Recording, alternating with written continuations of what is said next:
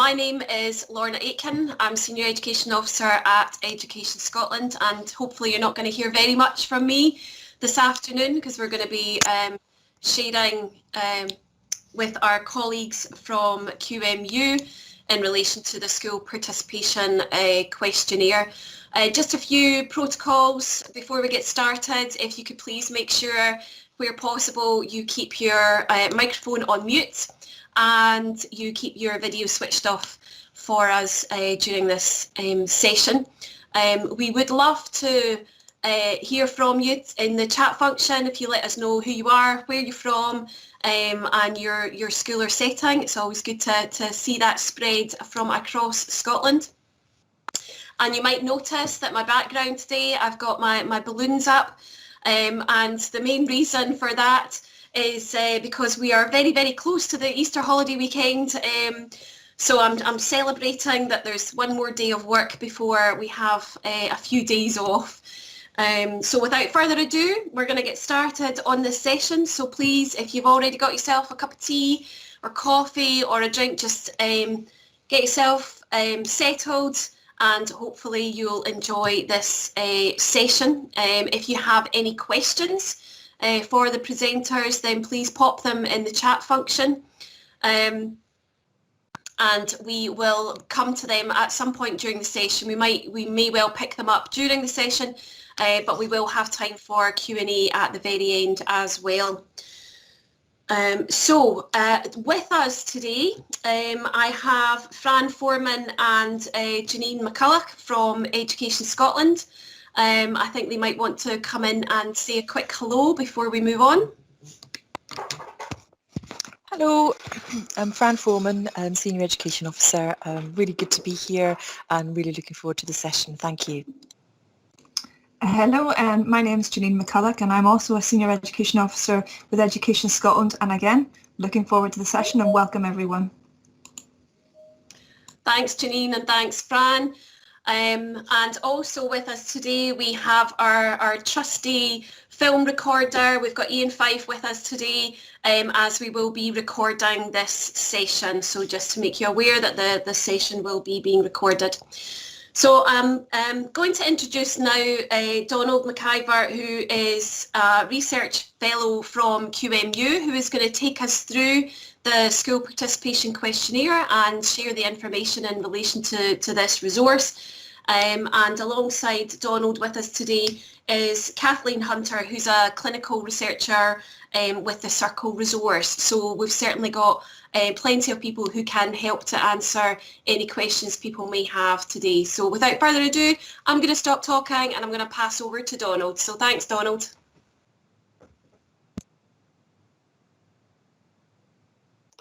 Thank you very much. So good afternoon. Welcome to our presentation on the school participation questionnaire. This presentation is jointly hosted by Education Scotland and the Circle Collaboration Research Team. My name is Dr. Donald McIver from the Circle team at Queen Margaret University in Edinburgh. As I said, my colleague Kathleen Hunter from Circle is here as well, and also we have colleagues from Education Scotland here too.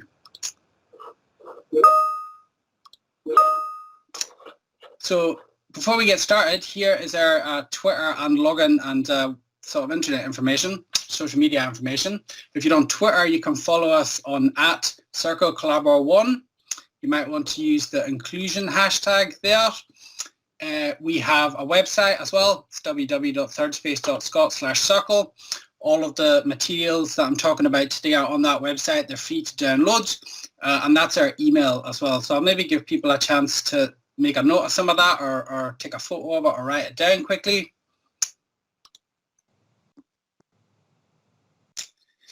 And if you go onto the website as well, you'll see in the same place the National Autism Implementation Team, or NATE. We work closely together and they're doing a bit of work around Circle as well, and I'll tell you a little bit about that later. Please give them a follow on Twitter as well. There's a lot of useful stuff on their website as there is on the Circle website. So by the end of today, the learning objectives, we're going to look at the SPQ, and by the end of the session, hopefully you'll have an understanding of the reasons why participation is important and what we might want to assess in this area. Also to get an understanding of what the SPQ measures and how we developed it, and of course some ideas for use in practice as well. So the plan for today, we're going to talk a little bit about inclusive practice, a little bit of background information on that. We're going to tell you about Circle, a little bit of background on that as well. As I said, we're going to focus on what participation is and why we might want to focus on it, the development and use of the SPQ, and we'll finish on a bit of wider context from Lorna, who just spoke there. So she's going to come in and talk on that, and then we'll have a question and answer session. So please, if you have questions, you can include them in the chat. We'll try and include, answers to everything today. We are a very responsive team, so, we will make a note of the questions and maybe get some FAQs or something up later on. But please don't be shy. If you do have questions, let us know. So before we do anything else, I'm going to show you the SPQ quickly. In summary, it's a short tool to help teachers, primary school teachers, evaluate participation-related factors for learners. And it's for learners with additional support needs. And for our colleagues from other countries, if anyone is here, not from Scotland, analogous terms are special educational needs or special educational needs and disabilities. It's for the primary age range, and it's for classroom teachers, partner services, and anyone really who's interested in improving participation in primary school. When should you use it? Well, when you have a concern about a child's participation, or more broadly, if you have a concern about their inclusion, as participation is an important facet of that. And what does it measure? Well, the tool measures the factors that might be facilitating or restricting a learner's participation in primary school. And as I said before, it's available on the website. It's free to download there. It's a short tool. You can see it's 2 pages long. There's a bit more in the actual document, instructions and whatnot, but the actual tool is short, 2 pages, with questions around 4 different sections, and I'm going to go over these in the presentation. Importantly, including environment and including child factors that influence participation. And the teacher would complete these for an individual child and get a profile of scores. There's brief supports and strategies as well that are linked to the scores. And really the aim here is to get people thinking in a participation-focused framework, thinking in a participation-focused model and working in a participation-focused way. And we'll go into more detail about what that looks like in a bit. So some background first. The Scottish approach to inclusion aims to be world leading. And it's important because research has shown that participation in education is one of the most significant determinants of positive outcomes for children and for society. A cornerstone of the Scottish approach is the presumption of mainstream for children and young people who have additional support needs. And that means that the great majority of children with additional support needs are educated in general schools as opposed to segregated special schools. And this has been reflected in the very significant increases in numbers in recent years. So looking at the figures, the bottom line is you will have learners with additional support needs in your classes, and therefore it's everybody's job to provide support and to address the needs of all the children and young people. The numbers of learners with additional support needs spending some or all of their time in mainstream schools has risen very significantly during the last 10 years. So these are government figures from the yearly census done by ScotExEd, and the total number of children in Scotland's primary schools, for example, has increased from approximately 19,000, or around 5% of the school population in 2009, to over 100,000 children, or around 27% of the primary school population in 2019. The numbers are equivalent for secondary, if not a little bit higher.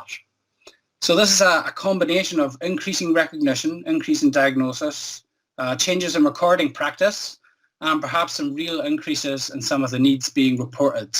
It'll be a while before we can say for sure causally what's happening, but we do know for sure that numbers go up year on year. Basically, there'll be 3 to 5 children with 1 or more additional support needs in every class in every school in Scotland. And given these very significant numbers, the question is, how do we create a culture that's supportive and inclusive for all children and young people? So in Scottish education, we take a graded approach to support, and we think in terms of staged interventions. So before looking to more complex assessments and planning, we seek to have a baseline of inclusive practice for our schools. So the SPQ is part of the approaches that sit at the bottom of this diagram. So before more specialist support is applied.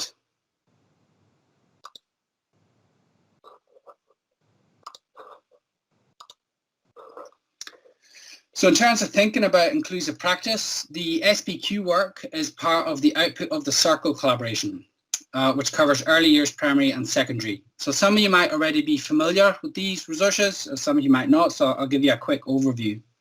Education Scotland have got a badged online module for the secondary version of Circle, and that's available just now. They're planning, developing right now, a badged online module for the primary version of Circle as well, and that'll be available soon.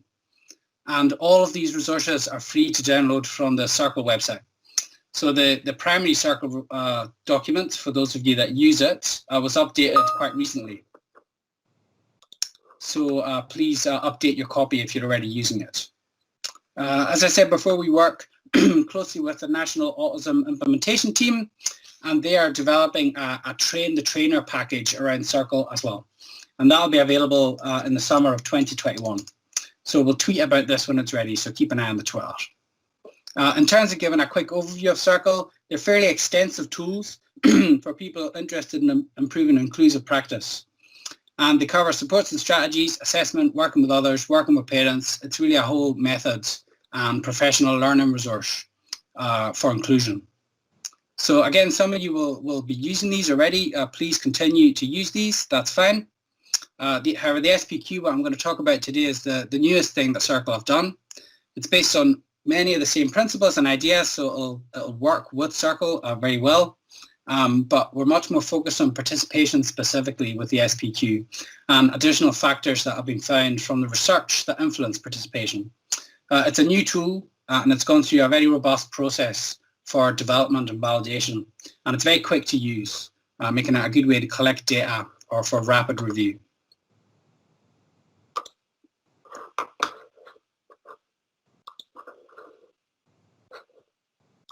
Just trying to move to the next slide.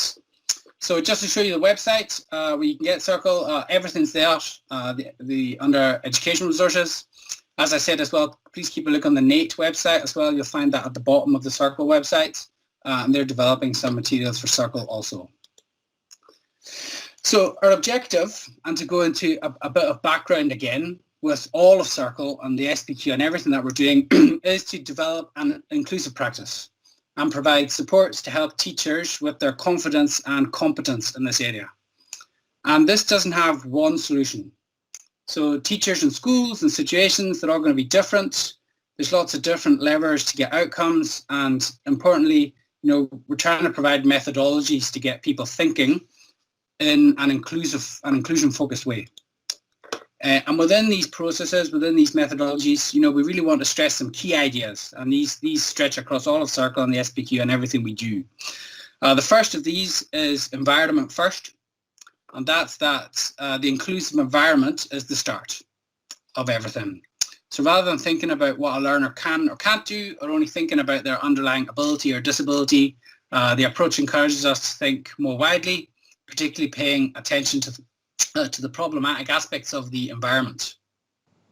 Next, we think it's important to create a working hypothesis of what's going on for a learner using a model.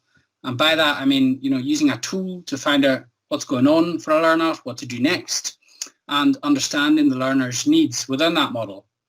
And when we do this, we can start to identify first-level universal adaptations that can be made. And what we want to do as well is reinforce the idea that working with children of all abilities is the responsibility of everybody. And promote a view that you don't necessarily need to be an expert to work with children, and that the nature of the child's difficulties, although important, shouldn't be the key focus all of the time. And that teachers can and should, all teachers can and should provide support for all children. That all children are the responsibility of everybody.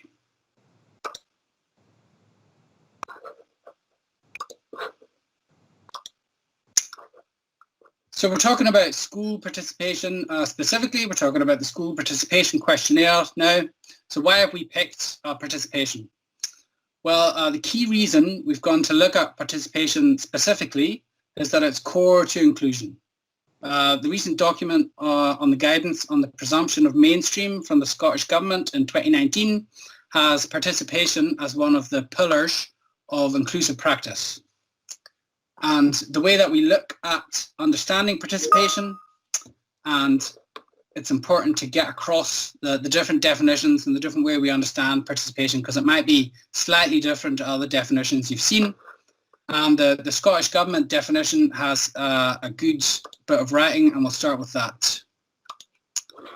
So from this document, participation does not only refer to schoolwork, homework and involvement in subjects which may pose a challenge for individual children and young people. Participation is also about addressing involvement in the wider school and local community. It's about feeling included as a peer, forming firm relationships and friendships, and developing the skills for lifelong learning and success. Participation is full involvement in the life of the school through events, trips, school plays, sports and community events. It's about finding an avenue for children and young people to contribute to feel that their contribution is valued. All opportunities to participate in the life of the school should be available to all pupils, including those requiring additional support. So that's a really nice quote. I really like that. And it really captures some of the essence of what we're trying to get to with participation. So this definition from the Scottish Government is quite close to some of the definitions of participation that's used in the broader community internationally. The World Health Organization has put some considerable effort into defining participation, and the Scottish Government one is quite close to this. And that's from a WHO perspective, that participation is involvement in a life situation.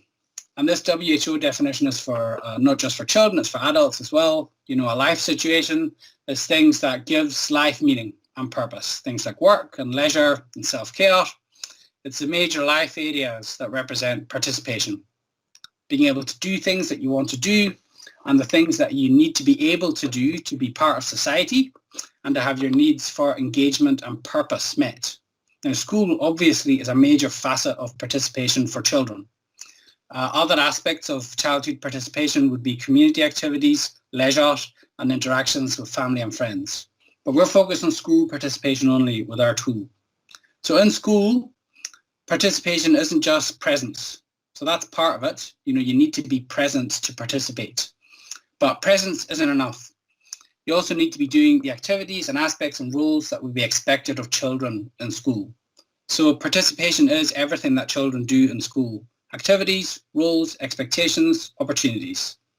And importantly, understanding that if it's restricted or otherwise problematic, you know, that should be an area of real interest. So when you think about participation, we can break it down like this, break it down into key areas like this. These are groups of activities from the work of someone called Dana Anaby from CanChild in Canada. I've put the reference up there if anyone's interested in following that up. And she's broken down school participation into these categories, which I think are quite nice. Firstly, classroom activities, then special roles at school, field trips and school events, school teams, clubs and organisations, and getting together with peers. And this is, you know, primarily derived from that World Health Organization definition of participation I spoke about before. And the way this is done is to think for specific aspects, to think about these in two different ways, to think about frequency and to think about involvement.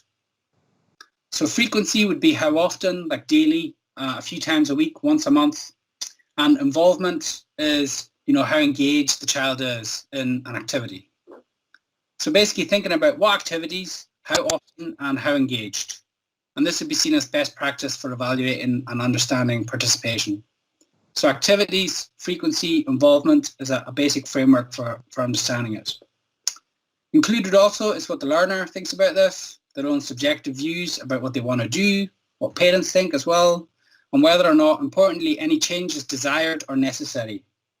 So more or less frequent, more or less involved, what maybe needs to happen. And this is a really good framework for understanding participation. So as we've seen, we can look at participation in terms of how often and what children do, the activities that they do, but this doesn't tell us what needs to change or what the main barriers to participation are. So again, looking at the literature on children's participation, there's this really clear idea that comes across that you need to look at child factors and environment factors that are influencing participation. It's a really useful way of looking at it. What are the child factors and what are the environment factors that might be restricting or facilitating their participation? And when we started this process, there was no tool available that helped you to do that, certainly no tool for teachers. And that was one of the main guiding ideas behind the SPQ. You know, what are those factors in the child and the environment that are influencing participation? And importantly, how do we measure them? And having looked at the research and consulted with people, you know, it was important to make something that could be used by individual teachers first and foremost. So it needed to be short and practical to use.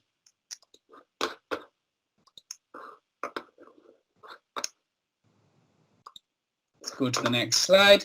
So in order to do this, there was a core research team with involvement from Scotland, obviously, but also experts and collaborators from around the world. I'll be testing your flag knowledge now, but we had someone from the Netherlands, Bulgaria, Spain, Australia, Japan, and USA. We've had involvement of teachers, people with a background in additional support for learning, educational psychologists, 2 research psychologists involved as well, working on statistical aspects, and people with expertise in medicine, occupational therapy, myself included. I'm an occupational therapist by background, and speech and language therapy and physiotherapy as well. And from an academic point of view, different people, including professors and senior academics, people with good experience of this area. So how do we go about building the tools? I'm going to talk a little bit about how we made the SPQ first to give you a little bit of the research background. I'm not going to go into too much technical. If people are really interested in the very technical side of it, please do get in touch with me. We're really happy to have a more detailed conversation about this.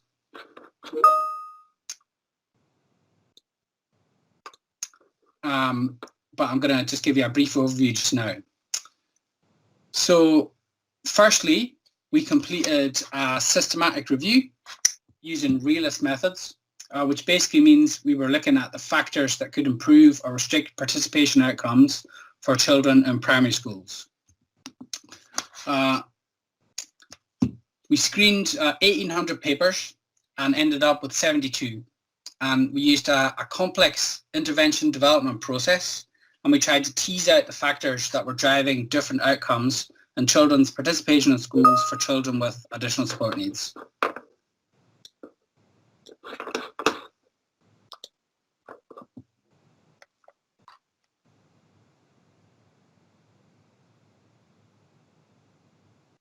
Just trying to get to the next slide.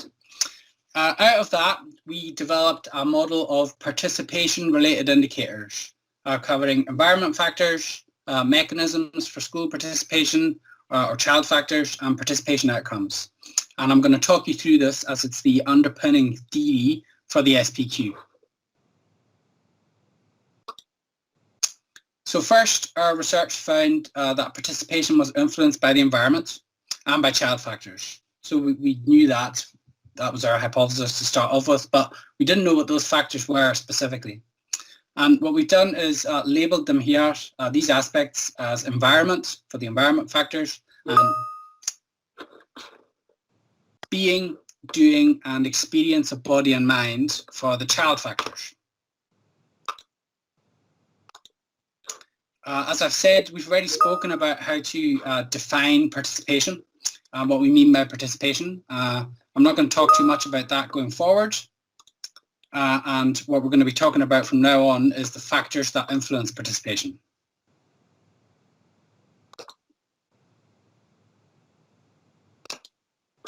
So firstly, the school environment. Back to the idea of environment first. This is the first key driver of participation we identified. The SPQ environment measurement scale was designed to measure the environment of the school context. And we want to clarify and emphasize it's really important that it includes both the physical and the social environment. So both of these things are captured in the measurement scale for the environment. The physical environment is the spaces and objects and sensory aspects in the environment.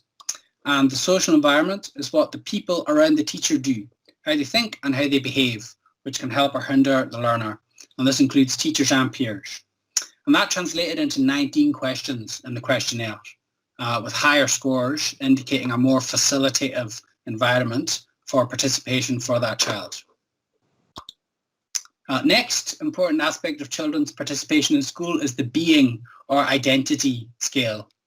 So our analysis found that these factors were related to the child being and how learners perceived and made sense of their participation within school. So what does the learner feel and think? Do they believe in themselves? Do they have interests? What things motivate them personally? And do they feel like a member of the school community? And do they understand their roles and responsibilities? So this translated into 9 questions in the questionnaire. Next, we have the experience of mind and body, or symptom scale as it's titled in the paperwork.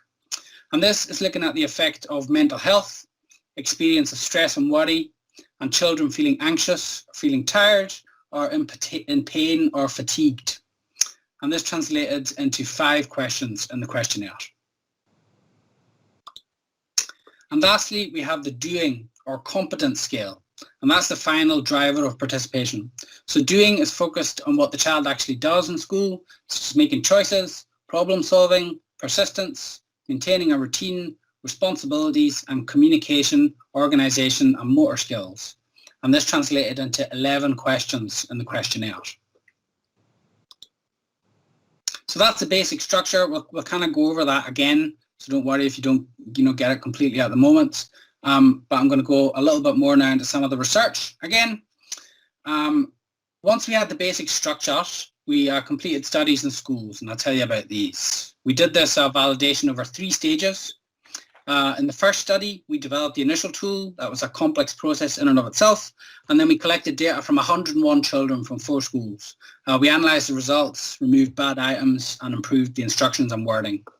In the second study, we had a larger sample, 187 children from 6 schools, and we made further changes to the tool there. And then in the final study, we had a fairly substantial sample, 688 children, and the tool was finalised and sort of designed and produced in the version that we have now. So to give you an example of the children that were in the studies, this is all of the samples all together. They were all very similar in terms of their prevalence and proportion. We see over 60% male, mostly white British, so it's completed in Scotland. The top 10 additional support needs, we see there as well, and almost all children have more than one. So this isn't a count of children, this is a count of needs.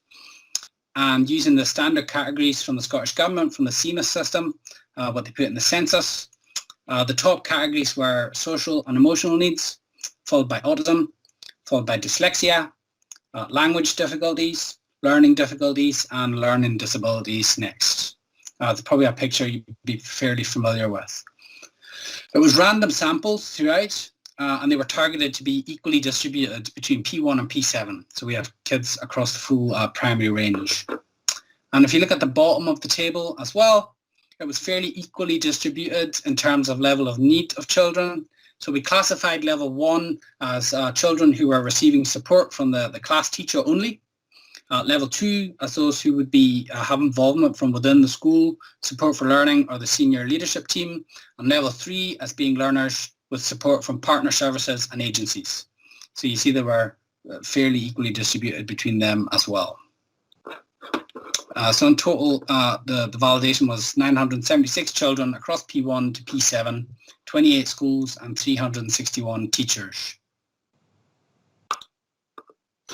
Again, on the evidence base, for the measurement qualities of the SPQ, I'll briefly go over this. Again, if anyone is really interested in getting into the technical side of it, please get in touch with me and we can talk about it more.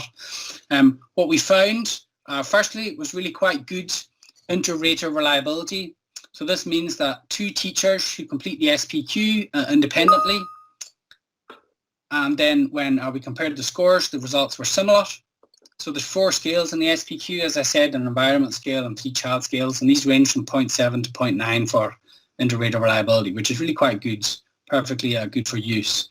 For test-retest reliability, and this was over a 3-week period, the same teacher completing the test twice with the same learner, we had fairly good results as well. Not as high as for inter-rater reliability, but that makes sense because children are going to be variable even over a 3-week period. But again, those scores were in the acceptable range across the 4 scales. Internal consistency of questions, so how closely related a set of questions are as a group.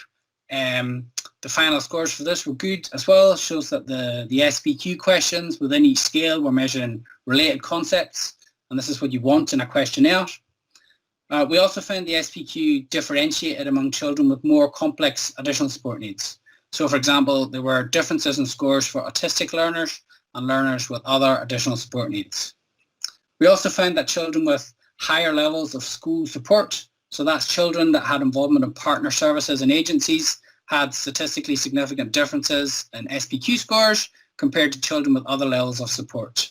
And these would be children with more complex levels of needs, and these were being captured by the SPQ. Lastly, the SPQ was significantly and strongly correlated with a pre-existing measure of participation. That's the PEMCY tool that we also distributed in the research. And we found there were correlations, meaningful correlations between the scales of the SPQ and the scales of the PEMCY, which are consistent and made sense. So when we looked at these, we could see that they were measuring related concepts, which is an indicator of constructability, and leads us to be confident that the SPQ is measuring what we think it is. Lastly, the average time taken to complete the questionnaire was under 10 minutes, 8.2 minutes. So it was relatively quick to complete. So a little bit on the background. Now we're going to talk about what the tool looks like and how to use it. So once you've filled it in, what's next? How to use the tool. The SPQ allows you to identify where issues lie around the participation of children, and helps you to develop interventions or components of interventions that will target support in a participation-focused framework. It will ideally also help to make the classroom environment more inclusive and to think about how to provide support in that way.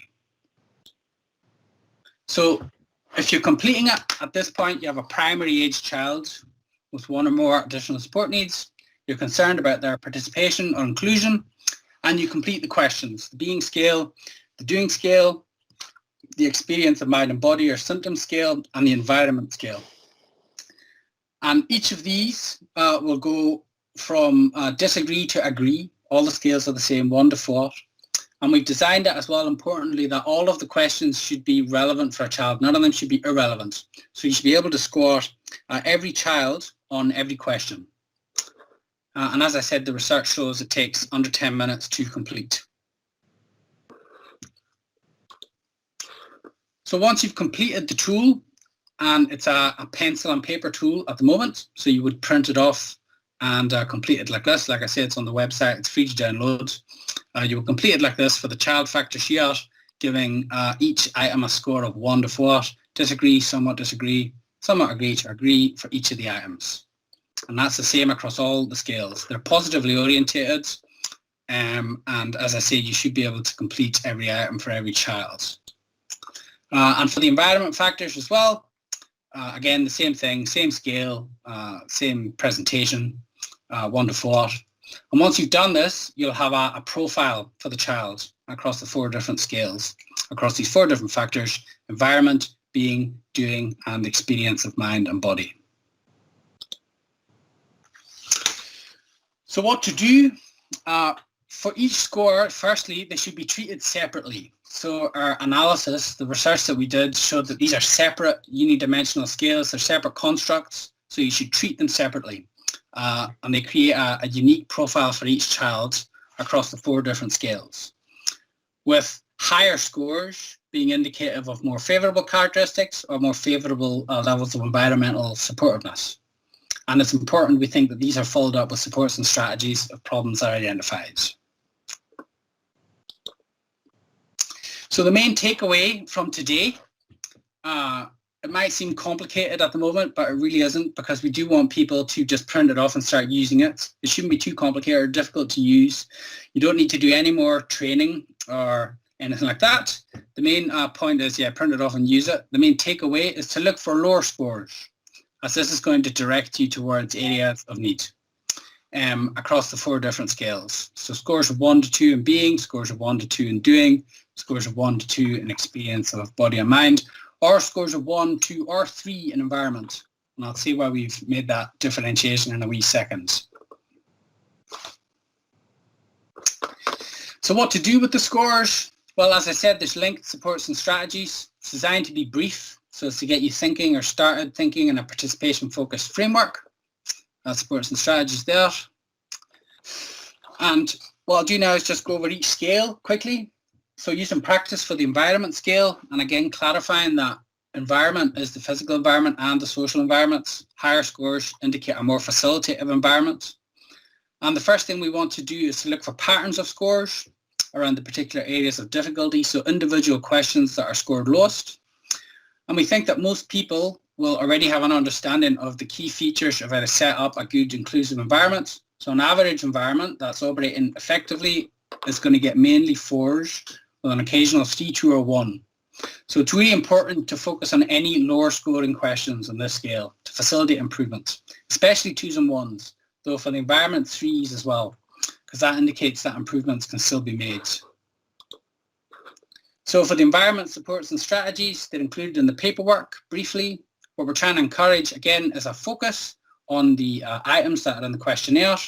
So again, thinking about adults, thinking about yourself, what you can do to change in terms of the environment, thinking about peers, how you can use them to support the learner, structures and routines, so things that are happening regularly over the course of the day, over the course of the week, what's supposed to be happening.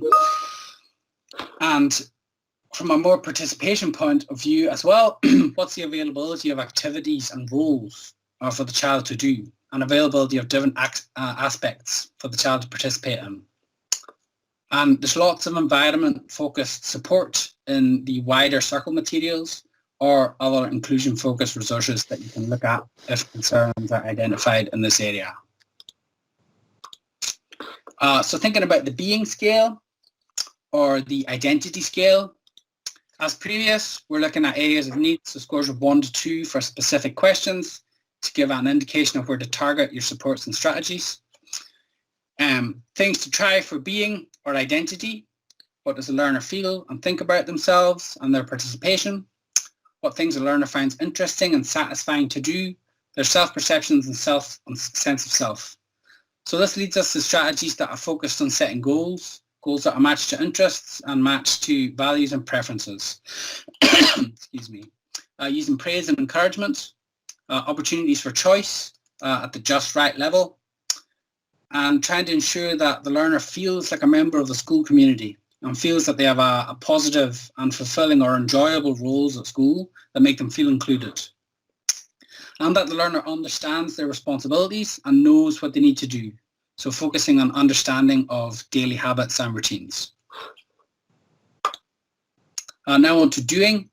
As previous, again, looking at areas of needs that should be looked at, scores of 1 to 2, to give an indication of where to target supports and strategies. So in terms of areas to focus on, here we're getting into concrete actions and more concrete stuff. So the doing scale includes questions on making choices, persistence, meeting expectations, performing roles and skills. So higher scores are indicative of favourable characteristics. So again, looking at problem solving, encouragement and feedback, and we're looking at roles and maybe trying to curate that a wee bit on whether or not there are extensions or new roles that the child could be doing or how they are getting along in the roles that they do have. And we're also looking at habits and routines again, so things that happen with regularity, things that give the day and the week structure. Is there a clear set of routines and structures that supports the learner to participate? Also talking about and plenty of opportunities to change, alter or develop good habits and good routines. In terms of skills, it's important to target these if they're a barrier and there are many evidence-based approaches to help you, for example, with motor skills or communication skills, if that is identified as a problem. If you're going to focus on skills, important to make it functional and purposeful and linked to interest or a participation-focused goal. So lastly, we consider the experience of mind and body scale as a driver of participation. And we might not expect a lot of children to be scoring particularly low on some of this, particularly for pain and fatigue. But for those that do, it could be a really significant problem. And the same as other areas, we're looking for individual questions that are scored lower for the 5 items that are on this. So children may experience pain, discomfort, tiredness, fatigue, or mental health or anxiety, which can negatively impact on their participation. So it might be helpful to seek advice from the child, their parents or carers, previous teachers around what might be useful. Importantly, the cause or causes are not always obvious, and it can be useful to know any pattern in terms of what's going on. Children may have difficulty recognizing and describing what's happening as well. So when considering strategies to try, the first one is just being aware. And you can use the SPQ to do that so that adults become aware of what's going on and provide help as required. The sorts of activities we might associate with well-being, like mindfulness, breathing, taking breaks, are important. Other approaches to well-being, like supports and materials focused on emotions or mental well-being or mental health, might also be useful. The important message about behaviour being communication is pertinent here, as it's good to be thinking about anxiety or fatigue, for example, as maybe being linked to behaviours. Because this is an area that people might feel less knowledgeable about, particularly pain, discomfort and fatigue, we've actually developed a more extensive list of supports and strategies that we put up on the website, which you can download and have a look at. So this section contains specific supports and strategies to consider using in this area. And we made that in collaboration with colleagues, particularly my colleague Kathleen here, who is a highly specialist physiotherapist, and our colleagues from the Sick Kids Hospital as well. And these are on the Circle website in the SPQ section. So we're nearly at the end. The call to action here is please to download the SPQ and to use it, maybe with one learner, start small. We're really keen to get feedback from folk. This is the first main presentation about the SPQ. You guys are the first people to be hearing about it, distributing it in this way. So please, the call to action is please try it out and give us some feedback. So download the SPQ, use it to create a working hypothesis about what's going on for a learner across the 4 different areas: environment, child factors. And this can be used to develop targets, select supports and strategies, and then after that, review it and seek out extra support if required. For school leaders, what do you need to know about the SPQ? One slide on this. SPQs can be completed as evidence of reflection and self-evaluation for staff. They can be used as a collaborative tool, supporting joint assessment and planning with speech therapists or psychologists, or other people who might be included in supporting the child. The SPQ could be carried out with support for learning or school leadership as a focus for unpicking issues or areas that need to be focused on. Group scores might be useful if you want to collect from several children at once. Might be useful for capturing a snapshot across a school. There'll be lots of different ways of doing this. If you want to look at group scores for the class or total scores or averages, you might want to look at the proportion or numbers of 1 to 2 scores. This would be indicating problems. For the environment, we're aiming high there, so we'd be looking at maybe proportions of 4 or proportions of score that are not 4. If anyone is interested in sort of more sophisticated ways of using this tool, please do get in touch with us. We're really keen to hear from folk about this. It might also be useful to schedule a date to repeat the SPQ, e.g. the following term, to assess change or any chosen input. And lastly, we think that the SPQ might be quite a subtle test of teacher and school performance. So not just the environment scale, but also the child skills as well. So showing subtle improvements that might be captured in children's participation. So last slide from me, just about. So to finish, the SPQ is a structured rating scale of participation-related indicators. It takes 10 minutes for child to complete, and it can be used to develop a profile for targeting supports and strategies and a participation-focused framework for primary children who have additional support needs. So that is everything from me. I'm going to pass you on now to Lorna, who's going to give you a bit of a wider update, and then we'll go on to our Q&A session. Thanks very much. Thanks, Donald. What a comprehensive overview of the tool. So very grateful for you sharing that with us. And I know that I'll certainly be going back to look at the recording as well, because there's lots of information in there for us. So thank you so much for that overview. Just before I go on to give a kind of more generic overview of some of the other tools that might be available as well, and as this one, there's a couple of questions in the meeting chat that might be helpful just while we're on the flow, Donald, if it's okay if we pick up on these. So I'm going to hand over to Fran just to pick up on those questions for yourself, and Kathleen to hopefully answer for us. Thanks. Hello there. Yeah, we've got a question from Mrs. Doak saying, is there going to be a secondary SPQ? Yeah, so a few people have asked this. The first thing I would say, this was designed from the ground up to be for primary. So the research, all the literature review that we did, everything was developed with primary children in mind, so it's targeted to that.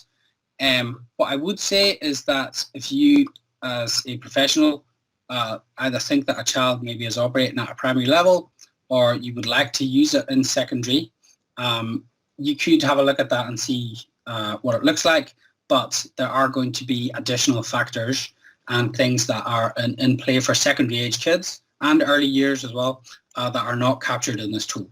So that's the short answer to this. Thanks very much, Donald. And Alison Boyd's asked a question. Is this scale an update or change to the CPS in the current Circle document?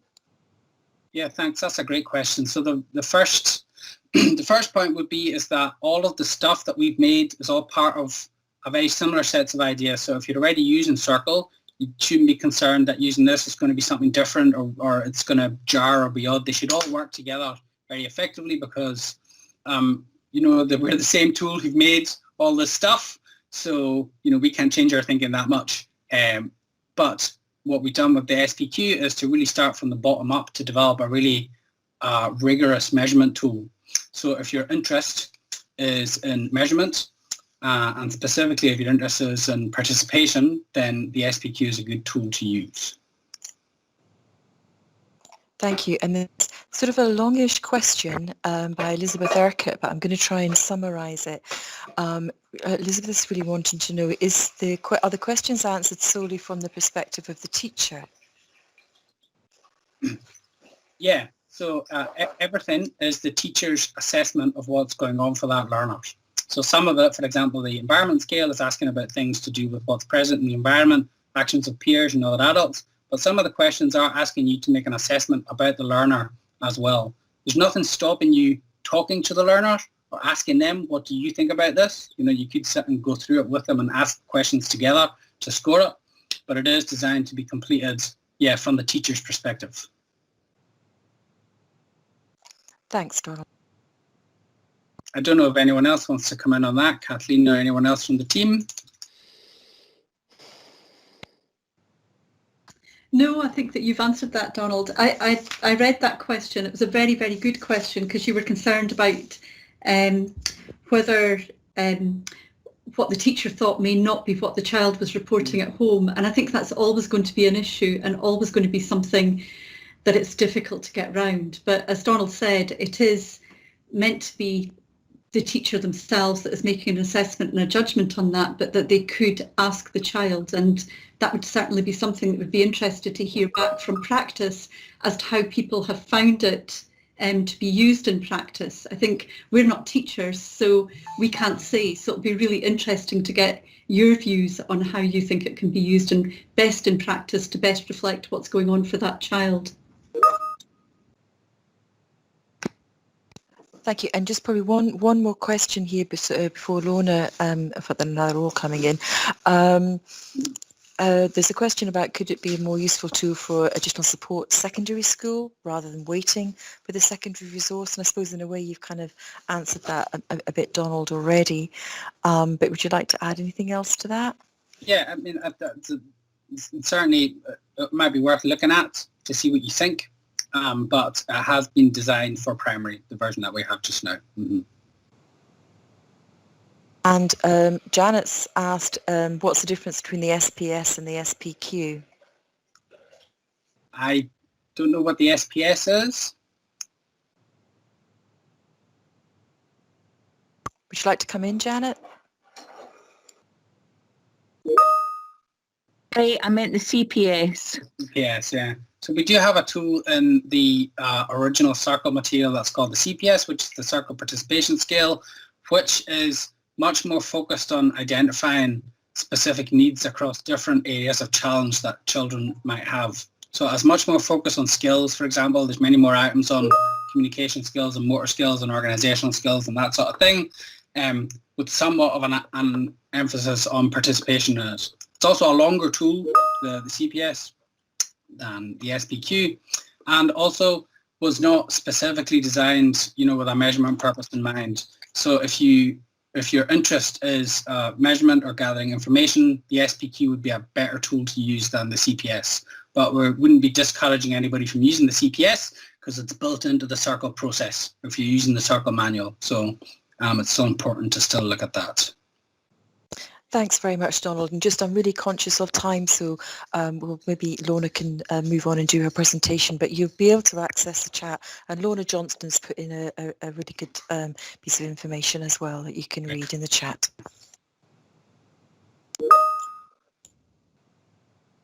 Okay, thanks, Fran. Thanks, Donald. Donald, I can't believe I'm going to do this. Next slide, please. Brilliant. No, thank you very much.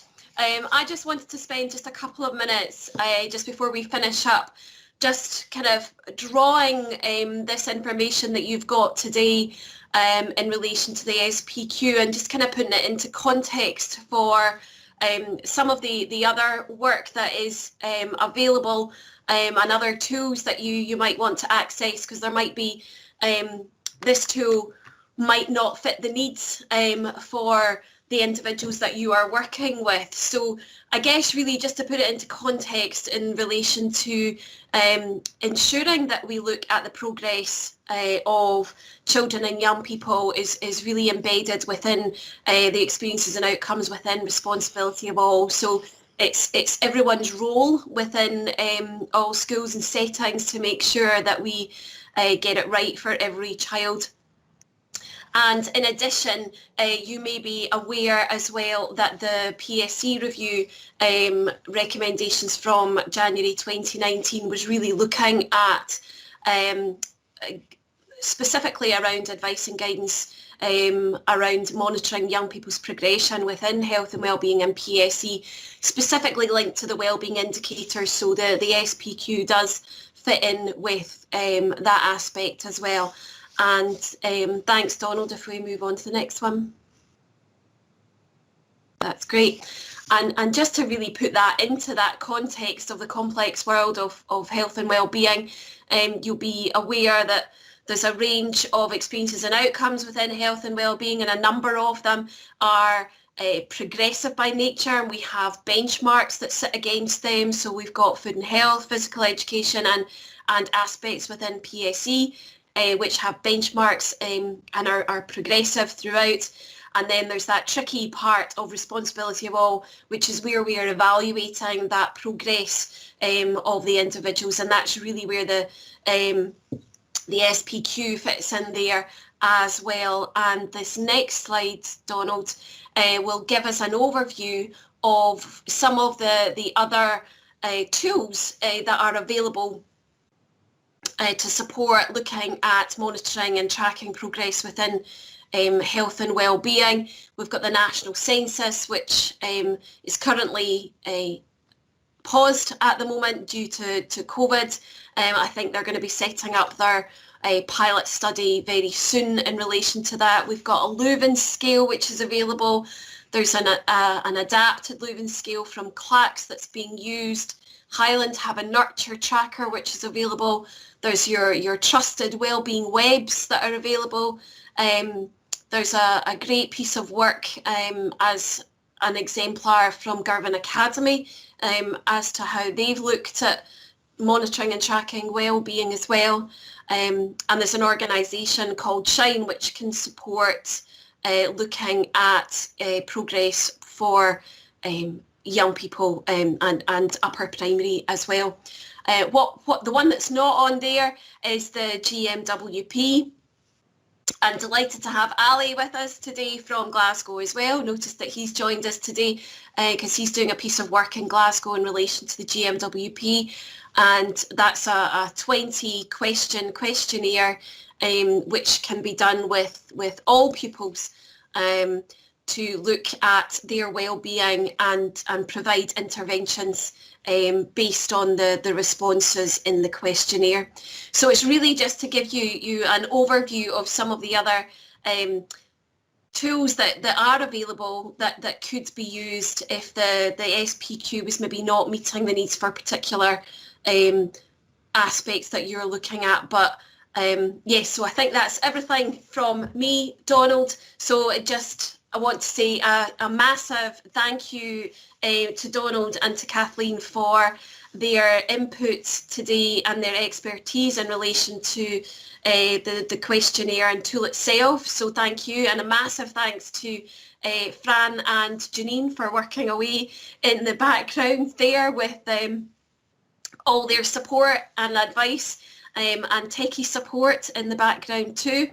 I'm well aware that we are just bang on 5 o'clock there, so if there are any other questions that we can answer, then we can get back to you separately, and it leaves nothing else for me to do than just to say another final massive thank you to Donald for all your support today, and thanks to everyone for coming along this afternoon. I know it's tricky at the end of a school day to find the time, but hopefully this is going to be something that's really useful for you as you move forward with your children and young people. So thanks very much, everyone.